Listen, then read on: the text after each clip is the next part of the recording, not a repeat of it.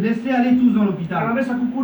Toi, comme tu seras tout seul, tu te tournes, tu vois cet arbre qui est là, va près de cet arbre et tu tomberas à genoux.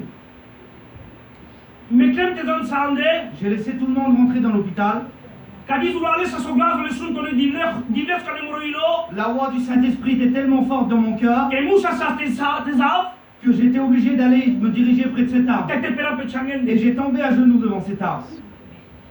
Au moment où j'ai tombé à genoux, j'ai ressenti le Saint-Esprit de Dieu qui rentrait dans ma vie. Pour vous, ça semble peut-être bizarre. Pourquoi un arbre? C'était pas l'importance de l'arbre. L'important, c'était que j'ai obéi à la voix de Dieu. Et à ce moment-là, Dieu a transformé ma vie. Je suis rentré chez moi. Je me forçais même à pleurer. Il n'y avait plus de larmes. Il n'y avait plus de tristesse.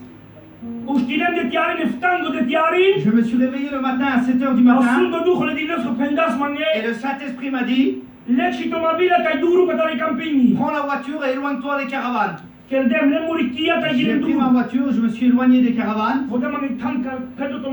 Je me suis garé sur un parking parmi les voitures. J'ai éteint ma voiture. J'ai fermé mes yeux.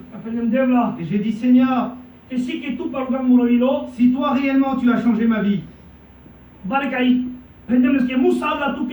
Seigneur, tu seras obligé de apaiser ma famille, de la soulager dans ce problème.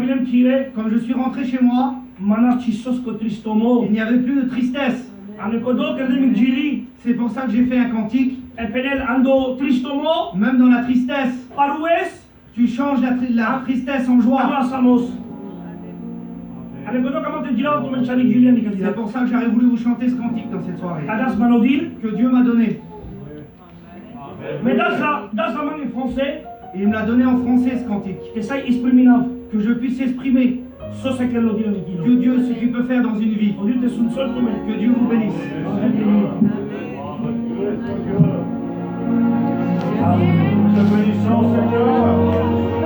Ça va,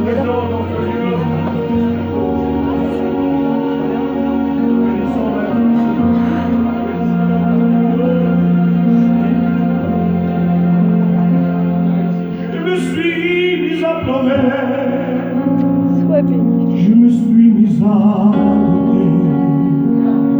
Je croyais que le Seigneur n'était pas